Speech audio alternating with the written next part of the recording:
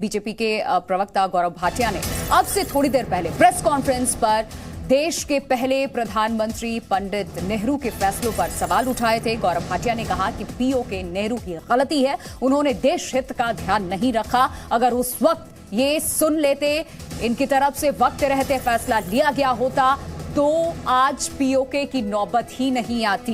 ये बड़ी खबर इस वक्त गौरव भाटिया की तरफ से प्रेस कॉन्फ्रेंस बाकायदा किया गया। 5 ऐसी गलतियां गिनवाई गई जिसकी वजह से पीओके आज इस देश में इतनी बड़ी मुसीबत। प्रेस कॉन्फ्रेंस करके सबसे पहले प्रधानमंत्री पंडित जवाहरलाल नेहरू के फैसलों पर उन्होंने सवाल उठाए हैं। तो क्या कुछ उन्होंने कहा है ये भी आपको सुनवाएंगे। सही समय पर नेहरू ने फैसला नहीं लिया, बीजेपी की तरफ से यह कहा गया। आज पीओके का मुद्दा नहीं होता, गौरव भाटिया ने यह कहा। सवाल है क्या पीओके के लिए नेहरू जिम्मेदार है? सवाल यह भी कि कश्मीर पर कौन सच्चा आखिर कौन झूठा है? किसने छुपाया कश्मीर का सच? और कश्मीर को अंतर्राष्ट्रीय मुद्दा किसने बनाया? और क्या कश्मीर सियासत की शिकार है? ये 5 ऐसे सवाल।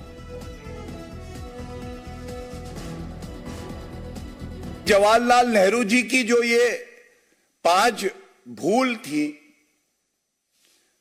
इसको दबाए रखने का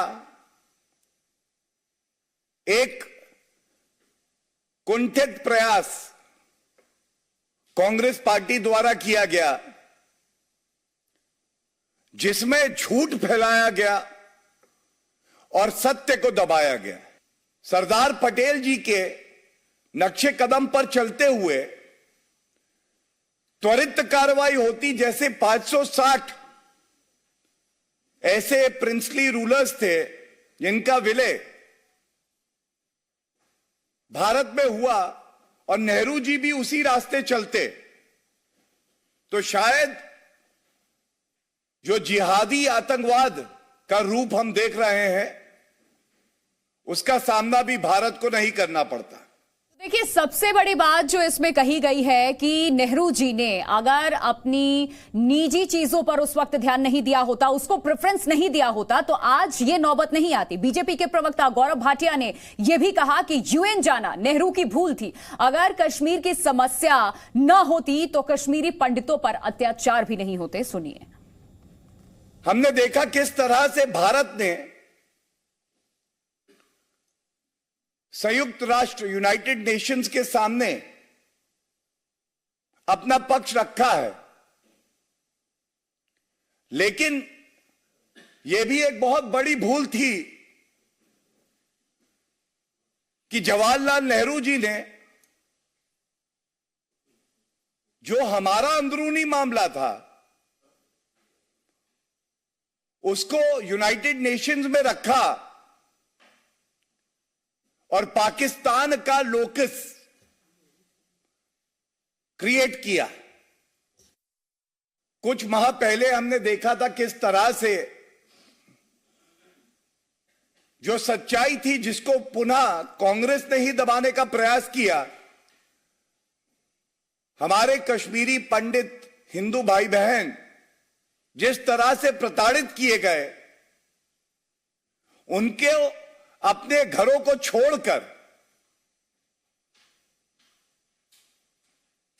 कश्मीर को छोड़ना पड़ा, यह भी शायद ना हो। बड़ी बहस की शुरुआत करेंगे। तमाम खास मेहमान इस वक्त मेरे साथ जुड़ चुके हैं। सबसे पहले उनका परिचय मैं आपसे करा दूं। पूर्व डिप्टी सीएम जम्मू कश्मीर के कविंदर गुप्ता हमारे साथ जुड़े हुए हैं। प्रवक्ता बीजेपी के राजीव जेटली जुड़ चुके हैं। अजय वर्मा राजनीतिक विश्लेषक हमारे साथ जुड़े हुए हैं। और मुजफ्फर खान नेता एनसी हमारे साथ जुड़े हुए हैं। अमजद अयूब मिर्जा हैं, पीओके एक्टिविस्ट हमारे साथ हैं। ललित अंबरदार कश्मीरी एक्टिविस्ट हमारे साथ जुड़े हुए हैं। सबका मैं रुख करूंगी, लेकिन सबसे पहले मैं कविंदर गुप्ता जी आपका रुख कर रही हूं। आपसे जानना चाहूंगी कश्मीर के मुद्दे को लेकर के बीजेपी की तरफ से प्रेस कॉन्फ्रेंस गौरव भाटिया की तरफ से जो किया गया और ये जो गलतियां गिनवाई गई हैं नेहरू द्वारा की गई, क्या सच है क्या झूठ है सर? देखिए, नंबर 1 तो पंडित नेहरू ने अपनी सत्ता पाने की खातिर से कश्मीर का विभाजन किया, ये पक्की बात है। दूसरा, ये जल्दी में थे कि जल्दी से मैं देश का प्रधानमंत्री बन जाऊं किसी भी तरह से, उसके लिए चाहे बंटवारा हो जाए, चाहे कोई भी कीमत चुकानी पड़े, वो पंडित नेहरू ने किया। आपको याद होगा कि अब ये प्राइम मिनिस्टर बनने का एक चर्चा चली थी, तो और भी लोगों के बहुत से नाम आए थे, लेकिन इसमें कहने में मुझे कोई ऐतराज नहीं है। गांधी जी का जो नेहरू के प्रति प्रेम था, उसके कारण से ये चीजों की शुरुआत हुई। और उसके बाद यहाँ पर आप देखेंगे कि नेहरू और शेख अब्दुल्ला की दोस्ती, उसके कारण से आज कश्मीर की तबाही हुई है। 70 साल हमने भुगता है।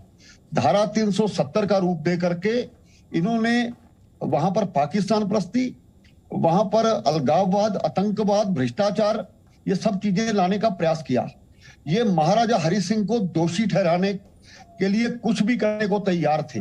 और जो महाराजा पूरी स्टेट का मालिक था, इन्होंने किस प्रकार से उनको जम्मू कश्मीर से बाहर निकाला और वो पूरे अपने जीते जी वहां पर वापस नहीं आए।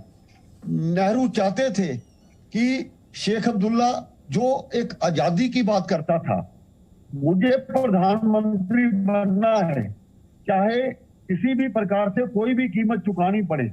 आज इन्होंने, शेख अब्दुल्ला वगैरह ने जो किया हम सब जानते हैं। यहाँ से जो कश्मीरी पंडित समाज का विस्थापन हुआ है, वो उन्हीं नीतियों के कारण से हुआ है। पाकिस्तान के झंडे वहां पर चढ़ते हैं, वो इन्हीं नीतियों के कारण से हुए हैं।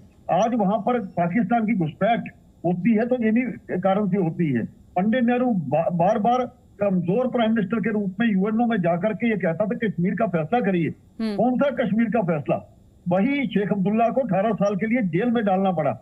और इन्हीं गलतियों के कारण से कश्मीर की तबाही हुई। 30 साल हमने यहाँ पर आतंकवाद सहा है, और आज धारा 370 के कारण से एक विधान, एक प्रधान, एक निशान का जो नारा था, डॉक्टर श्यामा प्रसाद मुखर्जी का बलिदान हुआ। और पंडित नेहरू ने ही वहां पर गोली चलवाई थी। वहां पर रामबन में, जोड़िया में और हीरानगर में सैकड़ों लोग वहां पर शहीद हुए थे। ये जो खामियाजा है वो आज तक हम भुगत रहे हैं। आज देश में एक मजबूत सरकार है। अगर वो धारा 370 हटा सकती है तो पहले ये क्यों नहीं हट सकती थी? ये तब ये कहा गया कि एक टेम्परेरी प्रोविजन है, लेकिन ये टेम्परेरी प्रोविजन नहीं था। इन्होंने किसी भी तरह से कश्मीर की तबाही के लिए जो ये कमजोर सरकारें थी वो ब्लैकमेल होती रही। जी ठीक है सर, यानी कि पीओके जवाहरलाल नेहरू की देन है, कांग्रेस की देन है, बीजेपी की तरफ से जो आज कहा गया, जो 5 गलतियां गिनवाई गई हैं, और सबसे बड़ी बात यह कि पीओके को लेकर के जो बातें कही गई हैं, वो सीधी तौर पे आप भी यही कह रहे हैं कि ये पंडित जवाहरलाल नेहरू की ही देन है। देखिए, समय पर मैं ये कहना चाहता हूं, समय पर सेना भेजी होती या कुछ भी किया होता, ये जरूरत नहीं पड़नी थी। ब्रिगेडियर राजेंद्र सिंह ने अपना बलिदान दिया है कुछ सैनिकों के साथ मिलकर के। तो ये अगर समय पर ये फैसले लिए होते तो शायद इस प्रकार की ये पीओके हमारा हिस्सा होता। ये नेहरू और जो उसके साथी थे, उनकी जो कैबिनेट थी, जिनको लालच था उस वक्त किसी भी तरह से, वो तब भी अंग्रेजों के इशारे पर चल रहे थे। इन सारी गलतियों का नतीजा आज हम भुगत रहे हैं, और नेहरू इसके लिए सभी के लिए दोषी हैं। ये हमें मानना पड़ेगा। इतिहास इनको माफ करने वाला नहीं है। ठीक है।